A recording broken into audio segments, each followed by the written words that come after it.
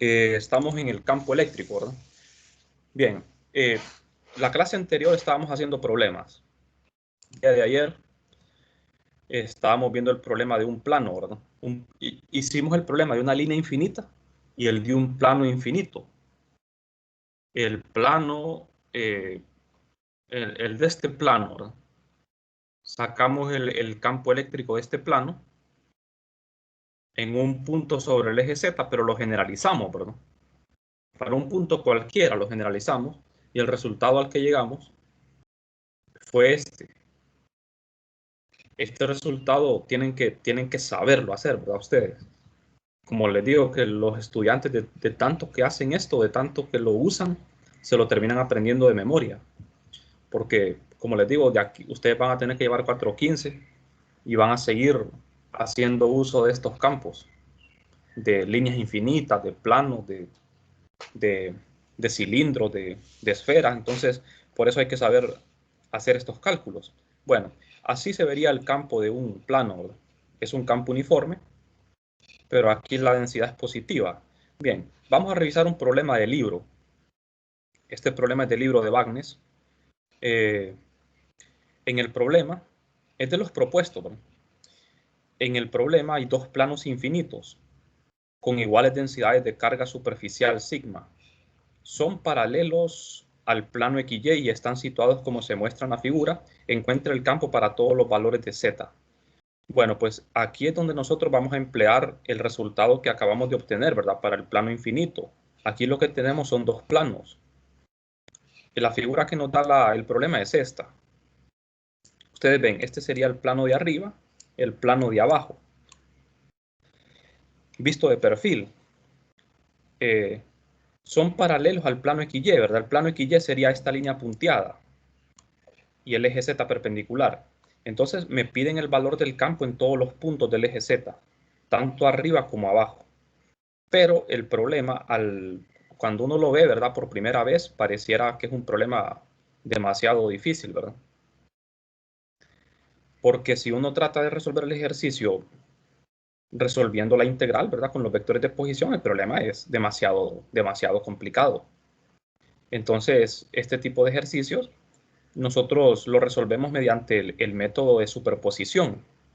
Si nosotros conocemos el campo de un plano infinito, cuando tenemos una configuración de varios planos infinitos, lo que tenemos que hacer es superposición, ¿verdad? Suma de campos. Entonces, como ven, tenemos el plano, le podemos decir el plano 1 al de arriba y el plano 2 al de abajo. Los dos planos están cargados de manera uniforme con densidad superficial sigma. Ambas densidades son positivas. De manera que las líneas de campo de estos planos, simplemente con dibujar las líneas, yo ya sé qué es lo que va a pasar aquí. Yo ya sé si se va a cancelar o no se va a cancelar el campo. ¿De acuerdo? Eso lo podríamos saber. Algo que es irrelevante aquí en este problema es el sistema de coordenadas. En la figura me dan un sistema de coordenadas. El origen lo ponen aquí en el centro. Y tal vez eso es lo que confunde al estudiante, ¿verdad? Porque si yo les muestro los dos planos infinitos, así, aquí hay hay tres regiones, ¿verdad? Está la región en medio, está la región superior y está la región inferior. O sea, los dos planos infinitos dividen el espacio en tres regiones. La de arriba, la de abajo y la de en medio. O sea que vamos a encontrar tres campos eléctricos. El campo eléctrico 1, el campo eléctrico 2 y el campo eléctrico 3. ¿Estamos?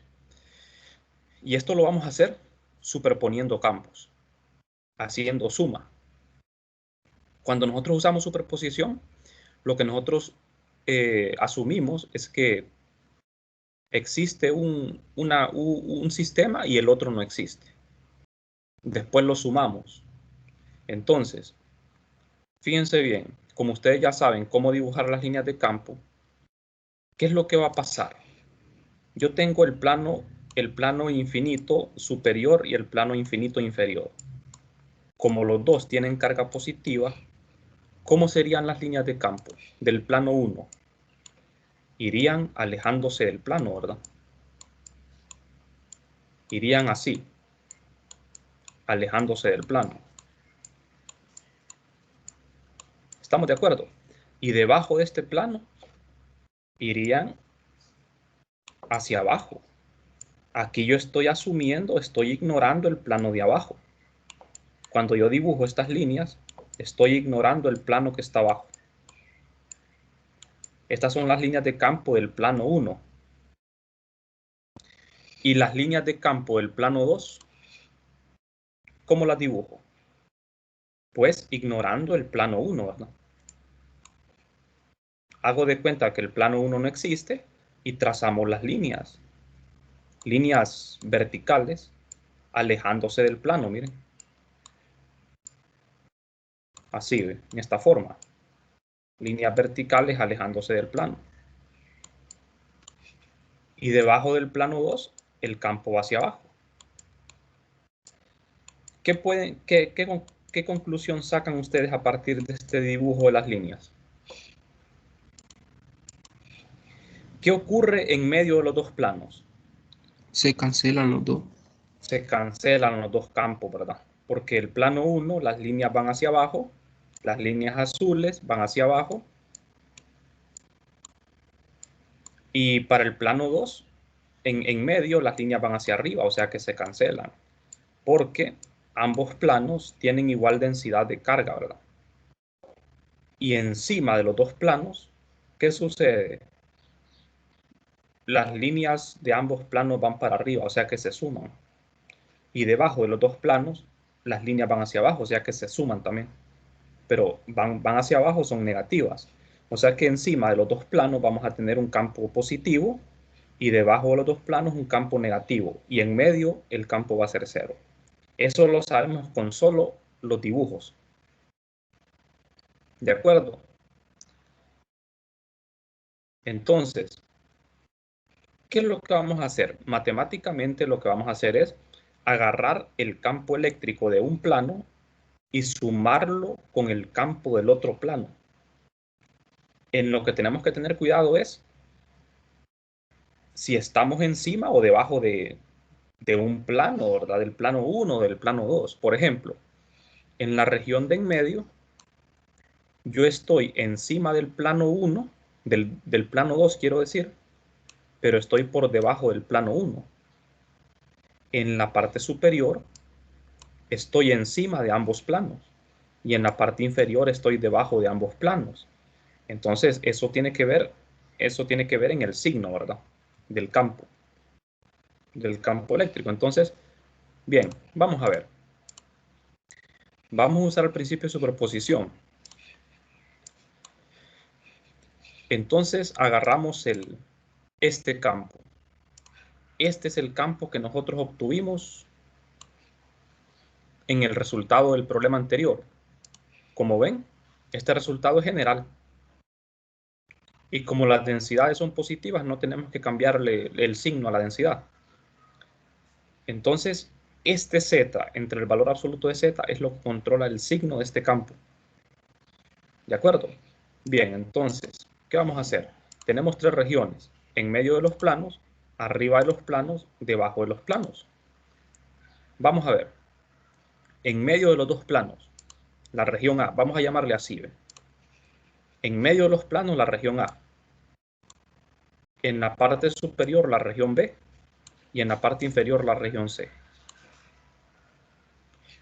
Como los campos de un plano son, el campo eléctrico de un plano es uniforme, no importa qué tan alejado esté yo del plano. Por ejemplo, imagínense en este punto aquí, este punto P. Este punto P está más cerca del plano 1 que del plano 2. Entonces significa que el campo del plano 1 es más fuerte que el del plano 2 en el punto P, ¿o me equivoco?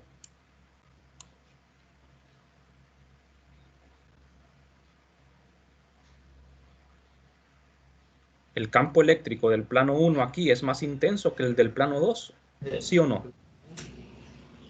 Son iguales. Son iguales, ¿verdad? Porque los campos son uniformes.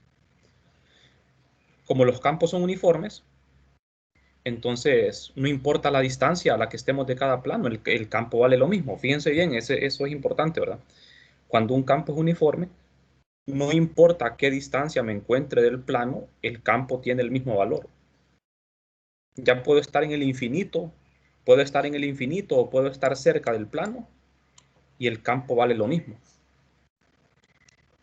Cosa diferente es con una carga puntual, ¿verdad?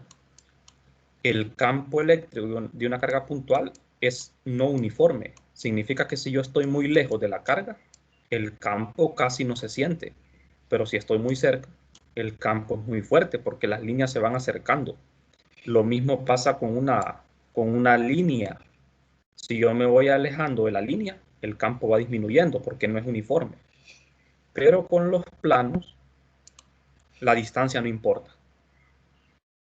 ¿De acuerdo? Lo único que importa es si estoy encima o debajo del plano, porque eso me cambia el signo. Bueno, entonces,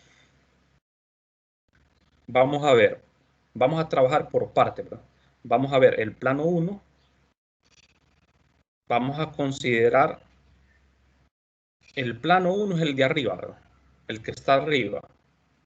Entonces vamos a tomar el plano 1 y vamos a agarrar z negativo. Entonces, z negativo para el plano 1, aquí está el plano 1. Este es el eje z. Olvídense del sistema de referencia que nos da el problema. Ese sistema de referencia no me sirve para nada, ¿verdad? Porque es irrelevante. Entonces, es como que aquí estuviera el origen en el plano. Entonces, z negativo debajo del plano 1. Los valores de z son negativos, entonces por definición de valor absoluto, como z es negativo, esto es menos z. Y z entre menos z es menos 1. Me queda negativo. Me queda negativo. Bueno, entonces este campo del plano 1 lo voy a sumar al campo del plano 2, porque estamos en la región de en medio, ¿verdad? Bien, entonces, ¿qué vamos a hacer? El plano 2, pero en medio de los dos planos es z positivo para el plano 2. No sé si me explico aquí, o sea, fíjense bien. Los campos se cancelan porque para el plano 2, aquí están los dos planos. Entonces, para el plano 2, colocamos el eje Z y ponemos el origen en el plano 2, ¿verdad? Este es el plano 2, este es el plano 1. Entonces, para el plano 2, en medio de los dos planos es positivo, Z positivo, de manera que me queda 1.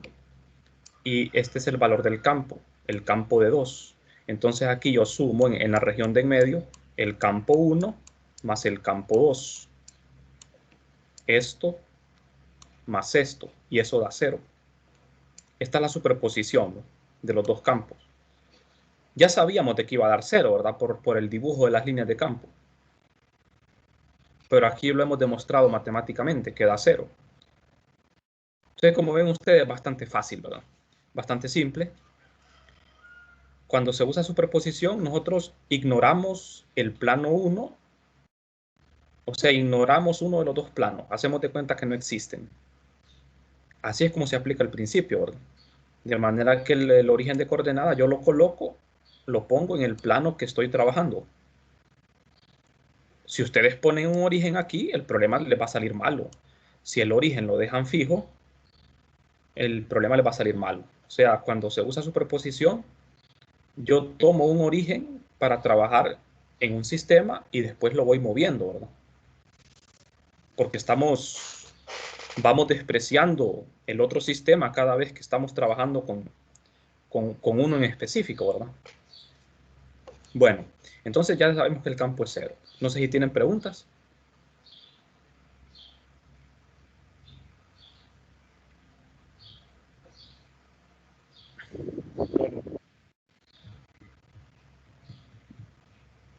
Bien, no hay pregunta, ¿verdad? Vamos a seguir. Entonces, aquí el campo es 0 en medio, la región A. Vamos a la región B. La región B es la de arriba. En la región de arriba estamos encima de los dos planos. Los dos campos son positivos, ¿verdad? Porque encima de los dos planos es Z positivo para los dos planos. Recuerden que el origen lo voy a poner en el plano 1 y en el plano 2. De manera que en la región B, Z va a ser positivo para ambos. En el plano 1, Z positivo y el resultado me da esto. Positivo. En el plano 2, Z positivo también. Otra vez el campo es el mismo, miren, positivo. Entonces la suma no se cancela. La suma me da esto. Ahora bien, fíjense en algo. Este es el plano 1, plano 2. ¿Cómo es el campo encima de los dos planos?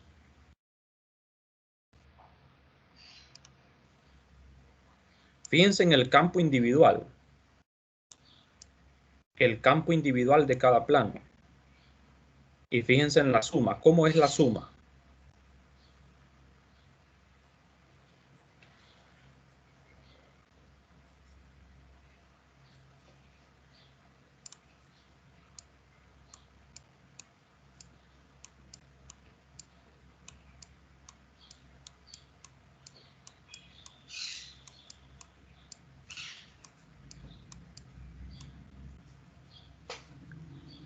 La suma, jóvenes, es el doble de cada campo para cada plano. El campo se duplica. O sea, se vuelve más intenso, ¿verdad? Eso es lo que sucede. Es como que lo multipliquen por 2, el doble. Entonces este campo es el doble. ¿De acuerdo? Eso es debido a la superposición. ¿Qué va a suceder en la región de abajo? Pues lo mismo, solo que la dirección va a ir para abajo, ¿verdad? Eso es lo que va a suceder. ¿De acuerdo? No sé si tienen preguntas.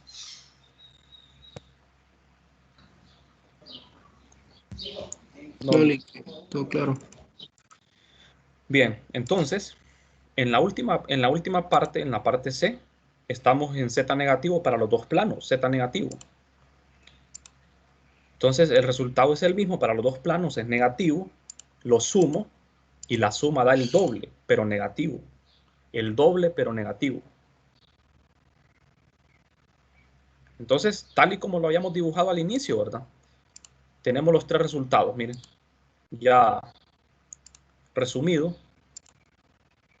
Encima de los dos planos, en medio es 0 y debajo de los planos es negativo. Ya está el resultado. Esto cambia, si nosotros le hubiésemos cambiado el signo a la densidad, el resultado cambia. Fíjense bien, las líneas de campo se verían así. En medio de los dos, campo es 0. Aquí no tenemos campo. Encima de los dos, encima y debajo de los planos sí hay campo. Y es el doble, apunta alejándose de los planos. Esta configuración que ven ustedes aquí es así porque las densidades tienen el mismo signo. Si yo le cambio el signo a cualquiera de los planos, entonces esto es al revés. En medio de los planos el campo sería diferente de 0 y fuera de los planos sería igual a 0. ¿De acuerdo? Y fíjense en algo interesante. Cuando ustedes tienen dos planos infinitos o finitos de densidades de carga diferentes, a eso se le llama condensador o capacitor, como se le llama en electrónica, capacitor. Cuando las cargas son de signo contrario, eso es un capacitor, porque el campo queda atrapado en la región de en medio. Esto que ven aquí ustedes, este sistema es lo contrario de un capacitor. Esto no es un capacitor. Pero si yo le cambio el signo a cualquiera de los planos, ahí sí se convertiría en un capacitor. porque el campo quedaría atrapado en medio y fuera sería 0. Eso lo vamos a estudiar más adelante, ¿verdad? Entonces, no sé si tienen preguntas, jóvenes.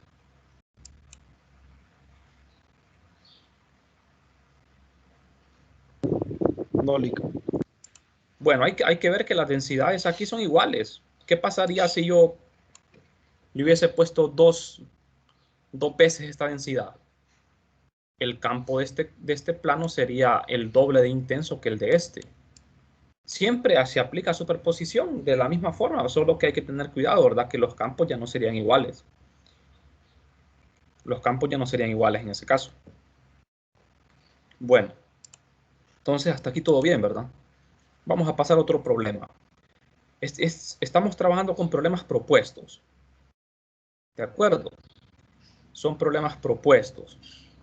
De hecho, permítanme, ya les voy a compartir algo. Creo que problemas propuestos por aquí los tengo para la segunda prueba. Aquí tengo unos problemas, estos son los problemas que voy a subir al campus. Son problemas sugeridos. Problemas sobre campo eléctrico. Hay una variedad de ejercicios aquí. Como ven, el problema que acabamos de hacer está dentro de los propuestos, que es este, ¿ve? El de los dos planos infinitos.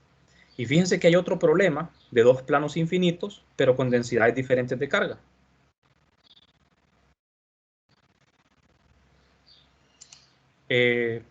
Tenemos el problema de un arco, una línea cargada en forma de arco, y así, ¿verdad? Hay un montón de ejercicios acá.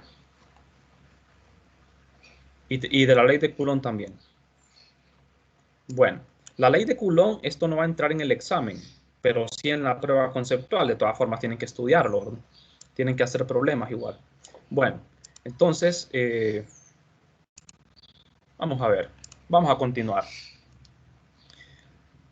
En el ejercicio nosotros tenemos un arco circular de radio A que se muestra en la figura, descansa sobre el plano XY y tiene una densidad lineal constante lambda, estando su centro de curvatura en el origen. Encontrar el campo en un punto arbitrario sobre el eje Z. Demostrar que cuando la curva es una circunferencia completa, la respuesta es esto. Es una demostración, ¿verdad? Pero primero tenemos que calcular el campo eléctrico de un arco nada más, en el eje Z. Bien, la figura que nos da el libro es esta. Este es el arco. Es un alambre que está doblado en forma de arco que tiene radio A. Tiene una carga de densidad lambda constante. Está sobre el plano XY y el eje Z está saliendo de la pantalla. Entonces, sobre el eje Z yo voy a colocar el punto de campo. Puede ser el eje Z positivo o negativo, pero lo voy a tomar sobre el eje Z positivo porque así me quedaría general, ¿verdad? Me quedaría válido porque el valor de Z es todos los reales. Cualquier número real, ¿verdad? Entonces queda de forma general. Bueno, entonces, como ven aquí hay unos ángulos que forma cada extremo del arco con el eje X. Esos ángulos son de magnitud igual, ¿verdad? La magnitud es la misma. Bueno, entonces, vamos a ver, ¿qué es lo que tenemos que hacer aquí nosotros? Emplear la ecuación del campo eléctrico, recuerden, para una distribución lineal de carga. ¿Cómo se escribe el campo?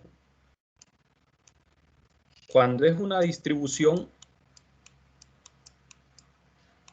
esta es la constante de Coulomb. Cuando es una distribución discreta,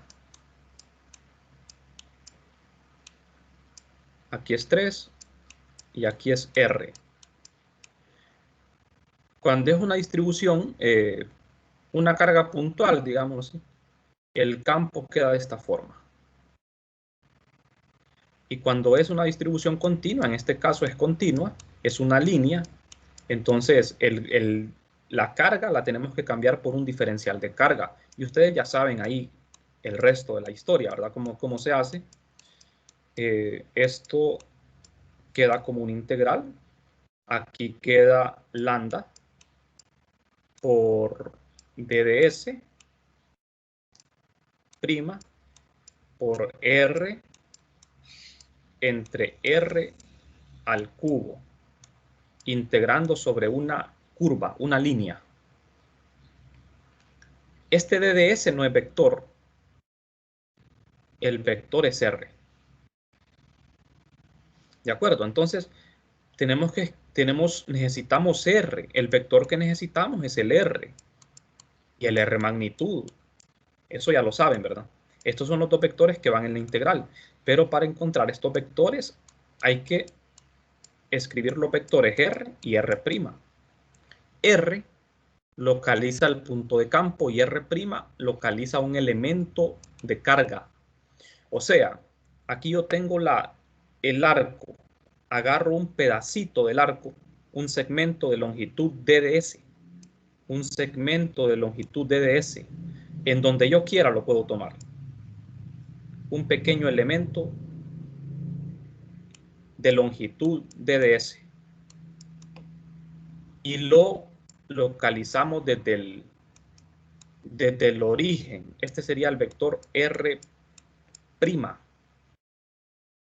Quedaría sobre el plano XY. ¿Qué sistema de coordenadas voy a usar? Voy a usar coordenadas cilíndricas, ¿verdad? Porque este es un arco. En coordenadas cilíndricas yo ya sé que mi vector de posición es ρ más z en la dirección z. Tiene dos componentes. Si estoy en el plano, la componente z es 0. De manera que el vector R' solo va a tener componente ρ. Pero como ρ es igual a es el radio, ¿verdad? Y R, el vector que localiza el punto de campo, está sobre el eje Z. Rho sería 0 porque estamos en el eje Z. De manera que solo sería Z en la dirección Z. Aquí a no le pongo prima, no le ponemos la prima porque A es una constante. Esto no lo lleva. Simple, ¿verdad? Bueno, entonces, vamos a ver.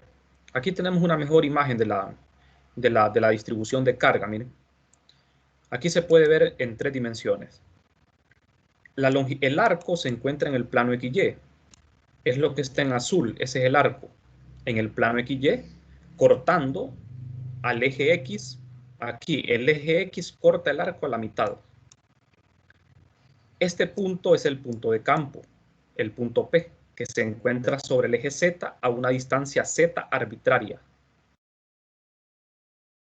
localizado con el vector R. Y R' localiza un pequeño elemento de arco de DDS. Hay que tener cuidado con esto, jóvenes. Fíjense bien, ¿cómo es el elemento de línea en coordenadas cilíndricas? ¿Quién me puede decir? El elemento de línea en cilíndricas es un vector, ¿verdad? Es un vector. DDS en cilíndricas es un vector.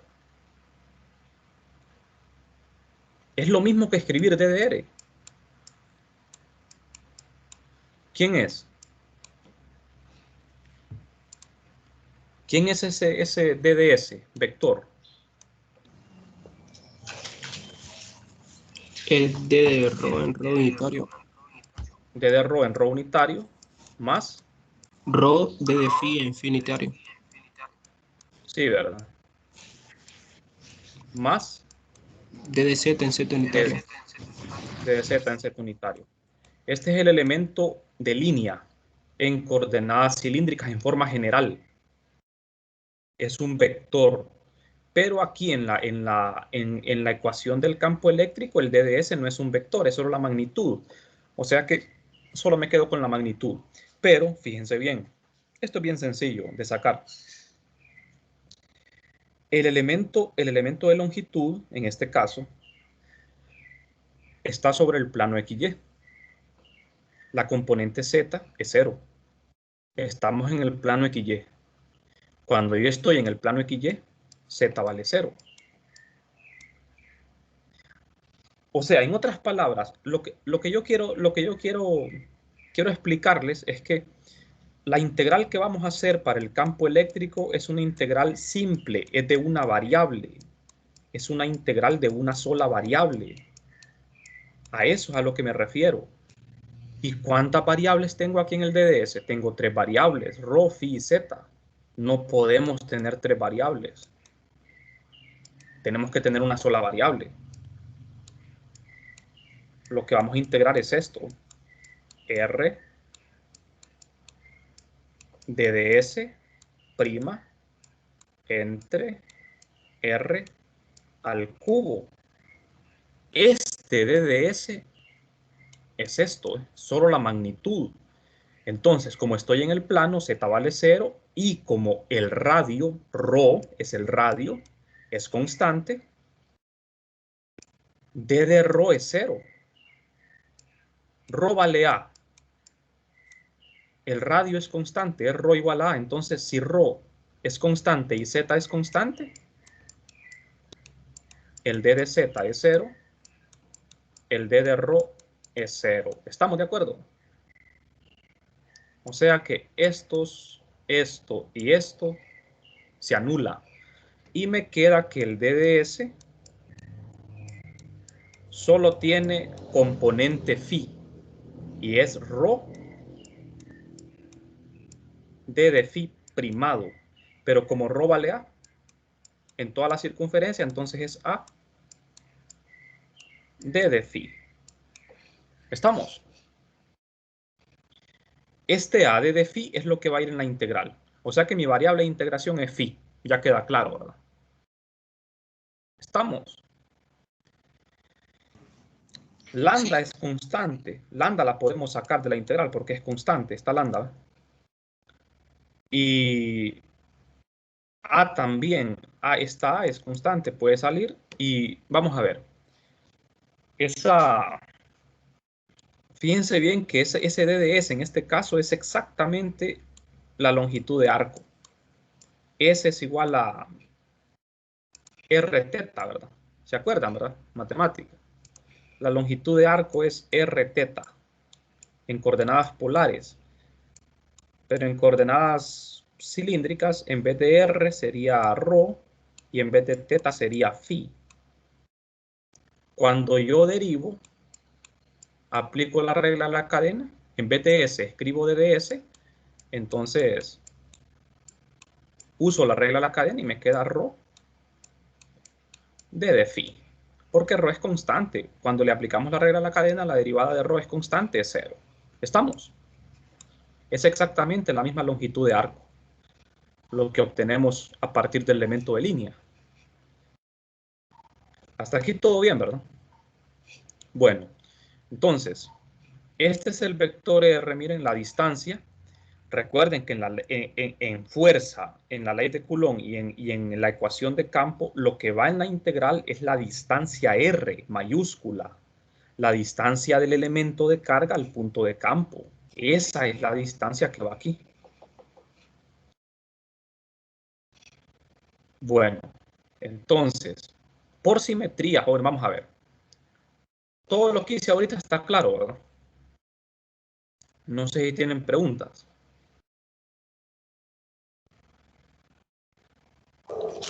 Sí, todo claro. Bien, entonces voy a borrar esto. Fíjense bien, les quiero explicar algo porque es bueno hacer un análisis de simetría aquí. Con solo ver la figura, yo puedo sacar conclusiones de qué dirección va a tener el campo aquí. Porque esto tiene simetría con respecto al eje X. Significa que el eje X parte ese arco en dos mitades iguales. A la derecha del eje X y a la izquierda del eje X, las dos mitades son iguales. O en otras palabras, si dobláramos ese arco en torno al eje X, las dos mitades serían iguales. Entonces, ¿qué significa? Que en el punto P vamos a tener un campo, la componente Y se va a cancelar. No sé si están de acuerdo. La componente Y se va a cancelar. mientras que la componente X y Z no se va a cancelar. ¿Lo pueden ver eso o no lo pueden ver? O sea, imagínense, aquí está el eje Z. Eso es bueno saberlo antes de hacer el problema, ¿verdad? Para que uno tenga una idea más o menos de lo que uno tiene que encontrar. Porque si uno está haciendo un problema en el que uno no tiene ni idea de lo que uno va a encontrar, ¿verdad?, es más complicado. Imagínense, aquí está el arco. Este es el eje X.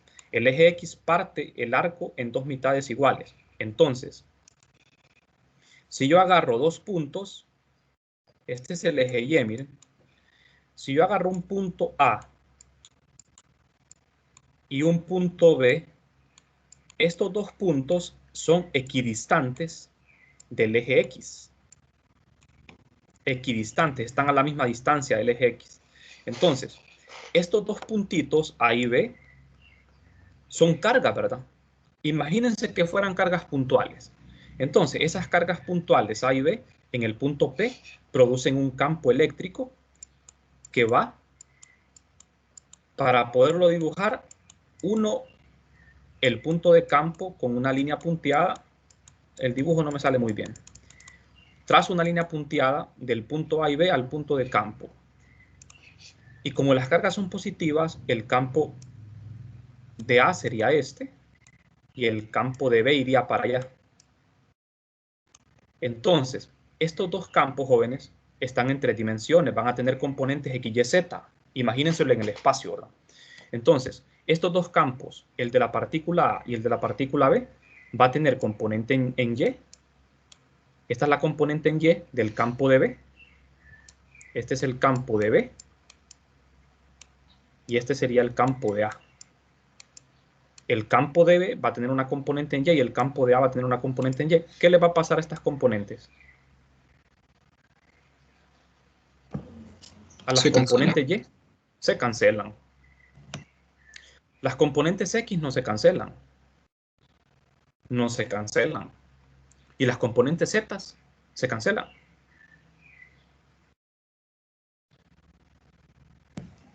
Van en la misma dirección ambos. No se cancelan. O sea que con esta simple figura, ¿verdad?, yo puedo ver de que este campo va a tener dirección en Z y X. La componente Y se va a cancelar. ¿Todos lo pueden ver, jóvenes, o no? Ahora, ¿qué pasaría? Una pregunta, ¿verdad?, interesante. ¿Qué pasaría si la mitad del arco tuviese carga negativa y la otra mitad carga positiva? Si esta mitad fuese negativa y la otra mitad fuese positiva, esta simetría se rompe, ¿verdad? ¿Estamos? Por ejemplo, si este lado, el lado izquierdo negativo y el lado derecho positivo, ya no es válido este análisis, porque la partícula A generaría un campo. Cuando una carga es negativa, el campo apunta hacia ella, ¿verdad? Y cuando es positiva, el campo se aleja de ella. ¿Estamos? El campo de B no lo borro, sigue siendo igual. Pero el campo de A sí lo borro. Porque ahora el campo de A apuntaría hacia la carga porque es negativa. Entonces, ¿qué pasaría con la componente Y? Las dos irían en la misma dirección, se sumarían. ¿Y qué pasaría con la componente Z? Se cancelarían. ¿Y las componentes X? ¿Qué les pasaría?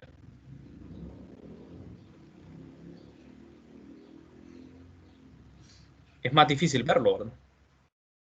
Es más difícil verlo así. ¿Qué les pasaría a las componentes X? Pero lo más probable es que se van a cancelar también. Bueno, ese análisis dejémoslo para... Eso lo pueden hacer ustedes en su casa, ¿verdad? Como entretenimiento, ¿verdad? Para ver, para que practiquen. Bueno, entonces, ya con esto que hemos hecho, planteamos los vectores de posición. Este es el vector en coordenadas cilíndricas. Ya sabemos, ¿verdad?, de que los vectores de posición serían esto, R y R'. Luego, escribimos el vector R Hacemos la resta, sacamos la magnitud, elevamos al cuadrado cada componente y le sacamos raíz. Este es el campo. Así tenemos que utilizarlo. Pero no olviden, aquí hay un problema, el R. Siempre tenemos que pasar este R unitario. Tenemos que escribirlo de esta forma. Así, ¿verdad? De manera que abajo me queda R cubo y arriba me queda R. Entonces, sustituyendo, esto queda así. Sacamos la densidad lineal porque es constante. Y como ven, tenemos el diferencial de línea. Z es 0, estamos en el plano, y ρ vale A. Entonces, D de Z es 0 y D de ρ es 0. Solo me queda este término. Pero solo usamos la magnitud. Recuerden que aquí está como vector, pero le quitamos esto, porque solo ocupamos la magnitud. Eso es lo que va a ir en la integral, ¿verdad? Esto. La coordenada phi está primada porque es la coordenada de la fuente. Y aquí tengo la integral que voy a resolver, miren. Bueno, entonces tenemos dos integrales. Una componente en z y una componente en ρ unitario. Pero aquí es donde tenemos que pensarlo bien antes de hacer esa integral. ¿Se acuerdan lo que mencionábamos de ρ unitario?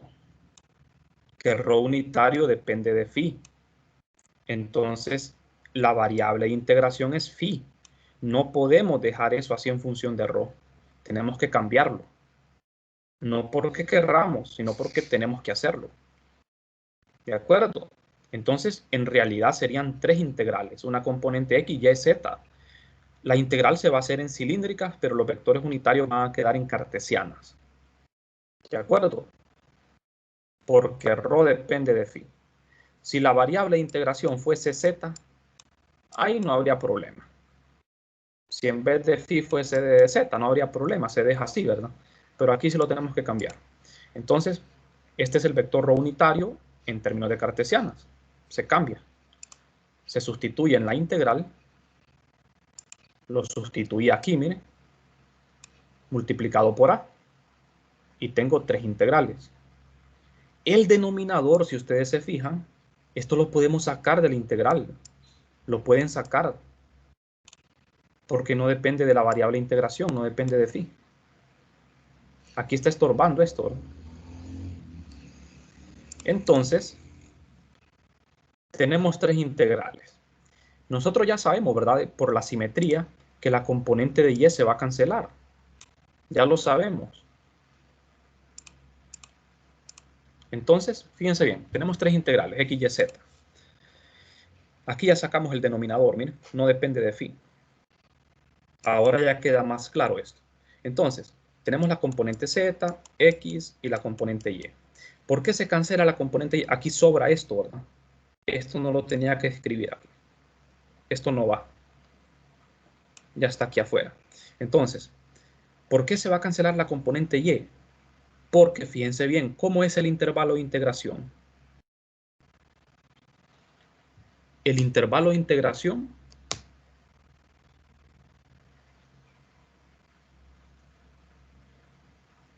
¿cómo es?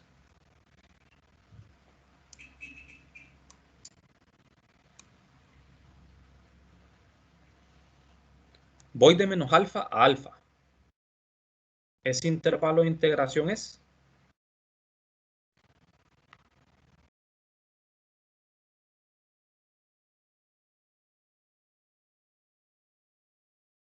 ajá, jóvenes. ¿Cómo sería? ¿Cómo se le llama?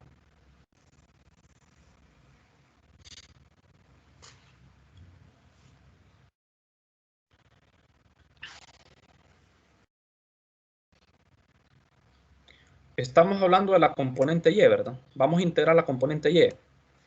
La función seno es una función ¿qué? Impar. Es una función impar. Y el intervalo de integración es simétrico. ¿Qué dijimos de eso? Que se hace cero. Se hace cero. La función seno es impar. Y el intervalo en que se va a integrar es simétrico, entonces es 0 la componente y.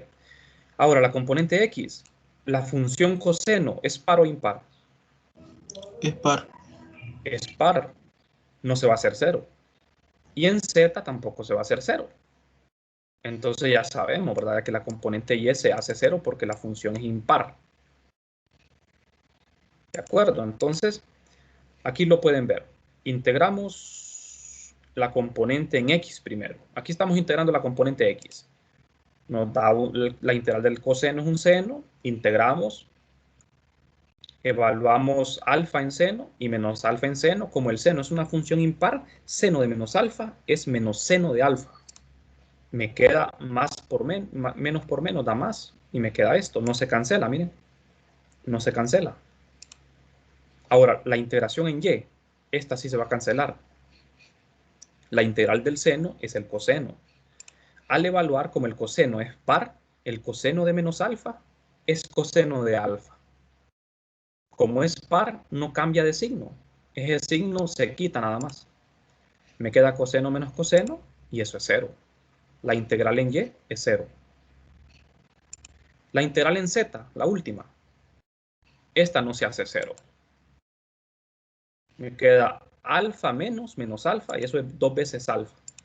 Entonces, aquí tengo el resultado final, miren. Tengo componente x y tengo componente z. Tenemos que simplificarlo. Simplificado nos queda esto. Ya lo tenemos. Aquí ya no se puede simplificar más. El campo de ese arco tiene componente x y z. La componente z es positiva, va para arriba, y la componente x negativa, ¿verdad? Negativa. ¿Estamos de acuerdo? Es negativa porque recuerden que el arco se encuentra sobre el eje x positivo, así, ¿verdad? Así. Este es el eje x positivo, entonces el campo apunta en x negativo.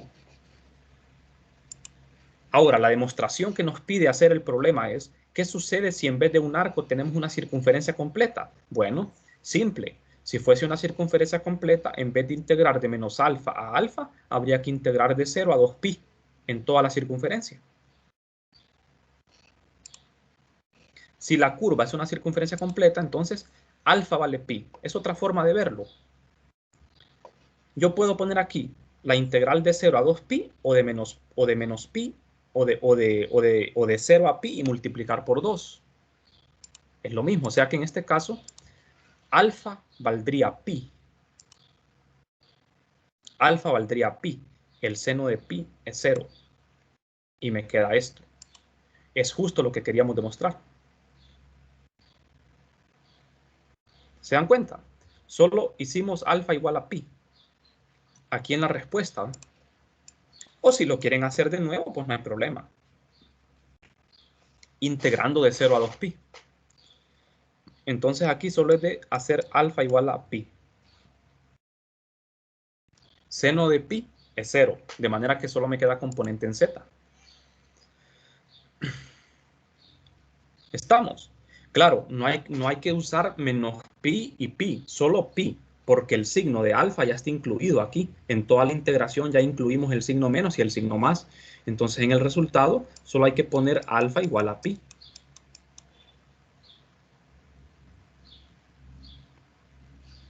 ¿Estamos? ¿No?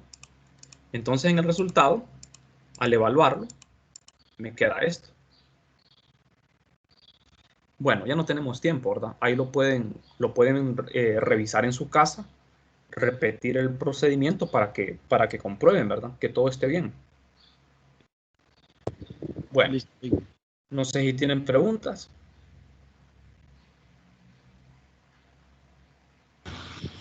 Dale. Bueno, entonces nos veríamos mañana, ¿verdad?